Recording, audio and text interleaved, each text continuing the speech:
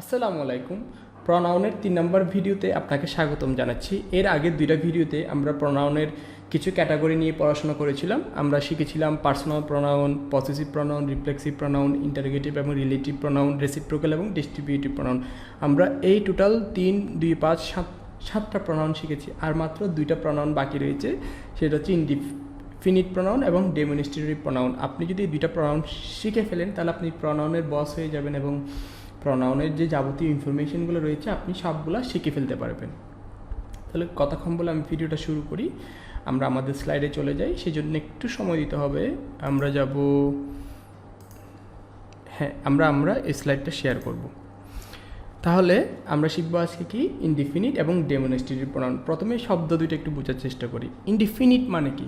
Indefinite মানে যখন অনির্দিষ্ট করে কোনো কিছুকে বোঝাবে। ডেফিনিট মানে হচ্ছে নির্দিষ্ট, ইনডিফিনিট মানে অনির্দিষ্ট। যখন অনির্দিষ্ট কোনো ব্যক্তিকে বোঝাবে অথবা অনির্দিষ্ট কোনো বস্তুকে বোঝাবে তখন হবে কি ইনডিফিনিট প্রনাউন।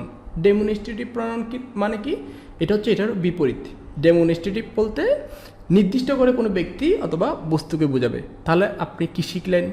যখন অনির্দিষ্ট করে কোনো ব্যক্তি অথবা বস্তুকে বোঝাবে সেটা হবে ইনডিফিনিট প্রনাউন। যখন নির্দিষ্ট করে কোনো ব্যক্তি অথবা বস্তুকে বোঝাবে সেটা হবে ডেমনস্ট্রেটিভ প্রনাউন। কেন আমরা একসাথে শিখতেছি বুঝতেছেন? দুইটার মধ্যে কিন্তু একটা সম্পর্ক রয়েছে। একটা অনির্দিষ্ট, একটা নির্দিষ্ট, বিপরীত বোঝাচ্ছে, সেই জন্য আমরা একসাথে শিখতেছি। আপনি প্রত্যেকটা স্লাইডে খেয়াল করলে বুঝতে পারবেন আমি কেন গ্রুপ করে শেখাচ্ছি। কারণ সম্পর্ক যেগুলোর মধ্যে রয়েছে সেগুলোকে আমি গ্রুপে শেখানোর চেষ্টা করতেছি আর কি। ইনডিফিনিট প্রনাউন কোনগুলো এক নজর দেখিনি। Anybody, nobody, anyone, no one, anything, nothing, somebody, everybody, someone, everyone, something, everything, এই সবগুলো পড়লে কিন্তু বুঝতে পারবেন সবগুলো কিন্তু অনির্দিষ্ট করে বোঝাচ্ছে। এনিবডি দ্বারা অনির্দিষ্ট করে যে কোনোকে বোঝাচ্ছে। নোবডি অনির্দিষ্ট করে যে কোনো কাউকে বোঝাচ্ছে, মানে কেউ না। এনিবডি বলতে যে কেউ, এনিওয়ান বলতে যে কেউ, নো ওয়ান বলতে কেউ না, এনিথিং বলতে যে কোনো কিছু, নাথিং মানে কোনো কিছুই না, সামবডি বলতে কেউ একজন, এভরিবডি বলতে প্রত্যেকজন, সামওয়ান বলতে যে কোনো একজন, এভরিওয়ান বলতে প্রত্যেকজন, সামথিং মানে যে কোনো কিছু, এভরিথিং মানে সব কিছু। তো হয় যে কোনো কিছুকে বোঝাবে, যে কোনো একজনকে বোঝাবে, কোনো একজনকে বোঝাবে, যেটা অনির্দিষ্ট করে বোঝাবে। দিস, আবার ডেমনস্ট্রেটিভ প্রনাউনগুলো দেখি, দিস, দ্যাট, দোজ। এখানে দিসের প্লোরাল হচ্ছে দিস, দ্যাটের প্লোরাল হচ্ছে দোজ। প্লোরাল। তাহলে ডেমনস্ট্রেটিভ দিসের প্লোরাল হবে দিস, দ্যাটের প্লোরাল হবে দোজ। তার মানে দেখেন দিস এগুলো দিয়ে কিন্তু নির্দিষ্ট করে কোনো কিছু বোঝাচ্ছে। উদাহরণ দিব, ব্যাপারটা ক্লিয়ার হয়ে যাবেন। জাস্ট একটু এক্সপ্লেন করতেছি। দ্যাট দিয়ে কিন্তু নির্দিষ্ট করে কোনো কিছুকে বোঝাবে। কেমনে বোঝাবে সেটা একটু দেখে নিই। ইনডিফিনিট প্রনাউনের উদাহরণটা দেখি। এনিবডি ক্যান ডু দ্যাট, যে কেউ কাজটা করতে পারবে। এনিথিং ইজ পসিবল, যে কোনো কিছুই সম্ভব।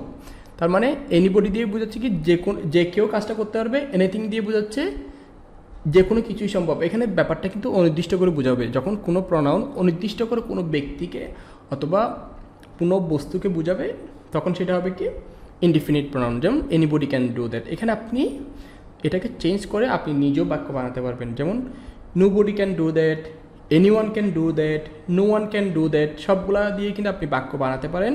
তারপরে দেখেন anything is possible, nothing is possible, এভাবে আপনি বাক্য তৈরি করতে পারবেন। Somebody can do that, everybody can do that, someone can do that, everyone can do that, something is possible, everything is possible. এই শব্দগুলোর বাংলা মিনিং যদি আপনি জানেন তাহলে দেখবেন ব্যাপারটা দিয়ে অনির্দিষ্ট করে কাউকে বোঝাচ্ছে অথবা অনির্দিষ্ট করে কোনো বস্তুকে বোঝাচ্ছে। তো যখন যে প্রনাউনগুলো দ্বারা, যেমন এনিবডি ক্যান ডু দ্যাট, যে কেউ কাজটা করতে পারে। এই যে কেউ মানে অনির্দিষ্ট করে যে কেউ করতে পারবে। সেটা রহিম হতে পারে, আমি হতে পারি, যে কোনো কেউ কাজটা করতে পারে, তানিয়া হতে পারে। এনিথিং ইজ পসিবল, যে কোনো কিছুই সম্ভব। অনির্দিষ্ট করে বোঝাচ্ছি যে কোনো কিছুই সম্ভব, আমি নির্দিষ্ট করে কোনো কিছু বলতেছি না। নির্দিষ্ট করে যখন বলবো তখন হবে কি ডেমনস্ট্রেটিভ প্রনাউন। যেমন this, that, those.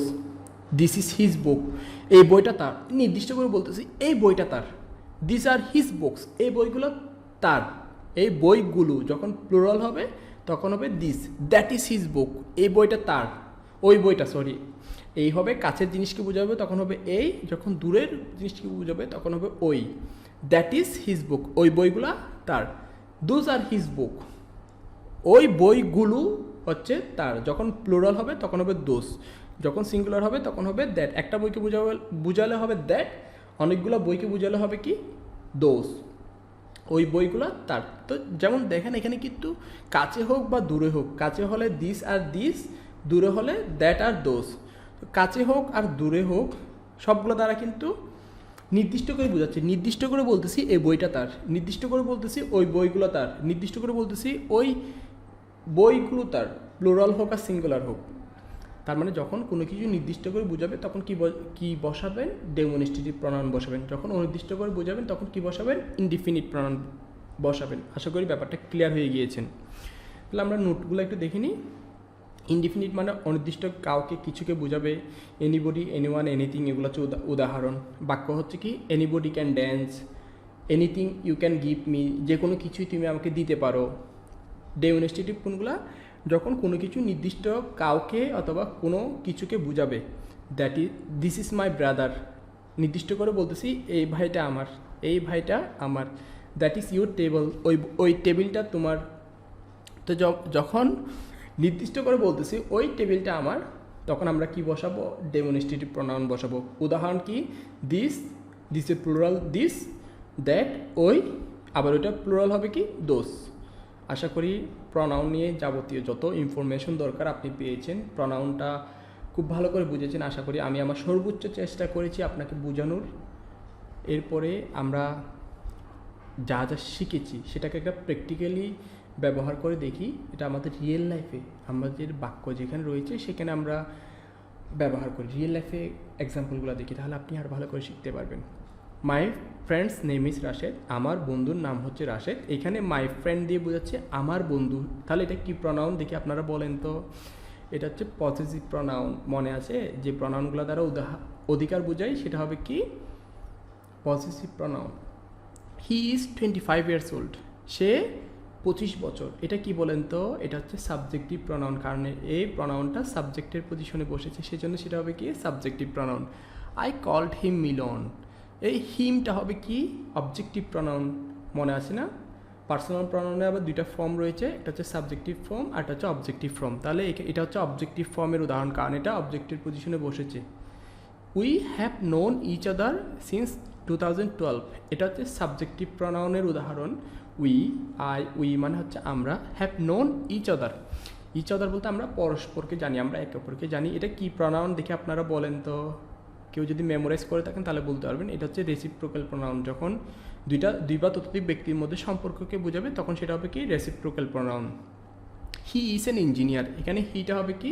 Subjective pronoun. কিসের জন্য? কারণ এই প্রনাউনটা সাবজেক্টের পজিশনে বসেছে। বেশিরভাগ ক্ষেত্রে আমরা সাবজেক্টিভ প্রনাউনটা বেশি ব্যবহার করি এবং অবজেক্টিভ প্রনাউন, এই দুইটা প্রনাউন খুব বেশি ব্যবহার হয়। যেমন হিজ সাবজেক্ট ইজ পাওয়ার, তার বিষয় হচ্ছে পাওয়ার। তাহলে এই হিজটা হবে কি? আবার পসেসিভ প্রনাউন, কারণ এখানে ওই সাবজেক্টের প্রতি তার অধিকারকে বোঝাচ্ছে, সেজন্য এটা কি? Possessive pronoun. He help me many Times that I will never forget, এখানে হিটা সাবজেক্টিভ প্রনাউন, এখানে মিটা অবজেক্টিভ প্রনাউন। দ্যাট কী হবে? আবার রিলেটিভ প্রনাউন, কারণ দুইটা বাক্যকে যুক্ত করছে। He help me many Times এটা একটা বাক্য, that I will never forget এটা একটা বাক্য। যখন দুইটা বাক্যকে কোনো প্রনাউন যুক্ত করে সেটা হবে কি? Relative pronoun. He loves himself a lot, সে নিজেকে খুবই পছন্দ করে। যখন একটা বাক্যের অবজেক্ট সাবজেক্টকেই বোঝাবে তখন সেটা হবে কি? Reflexive pronoun. মনে আছে আপনাদের? আশা করি ব্যাপারটা এখন ক্লিয়ার হচ্ছেন যে এগুলো বাস্তব জীবনে কোথায় কাজে লাগবে। He believes that anyone can be anything, সে বিশ্বাস করে এনিওয়ান ক্যান বি এনিথিং, যে কেউ যে কোনো কিছু হতে পারবে। এখানে এই এনিওয়ানটা হচ্ছে কি? মনে আছে? ইনডিফিনিট প্রনাউন, যে কেউ। অনির্দিষ্ট করে যে কোনো কাউকে বোঝাচ্ছি, তখন অনির্দিষ্ট করে কোনো কিছুকে বুঝাবো তখন সেটা হবে কি? Indefinite pronoun. I bought this laptop, এখানে দিসটা হবে কি? আবার ডেমনস্ট্রেটিভ প্রনাউন, কারণ আমি নির্দিষ্ট করে বলতেছি। নির্দিষ্ট করে কোনো কিছু বললে সেটা হবে কি? Demonstrative pronoun. I bought this laptop with his help, এখানে হিজটা হবে আবার কি? পসেসিভ প্রনাউন, কারণ আমি অধিকার বোঝাচ্ছি, তার অধিকার, তার সাহায্য। With his help. I enjoyed each moment that I spent with him, আমি উপভোগ করেছি ইচ মোমেন্ট। এখানে ইচটা কি বলেন তো? এখানে ইচটা হবে ডিস্ট্রিবিউটিভ প্রনাউন, কারণ আমি প্রত্যেককে বোঝাচ্ছি। আমি প্রত্যেকটা মুহূর্ত, অনেকগুলো মুহূর্তের মধ্যে প্রত্যেকটা মুহূর্তকে যখন বোঝাবো তখন সেটা হবে কি? Distributive pronoun. ডিস্ট্রিবিউটিভ প্রনাউন সবসময় প্রত্যেককেই বোঝাবে। I enjoyed each moment that I spent with him, এখানে আবার একটা রিলেটিভ প্রনাউন চলে এসেছে।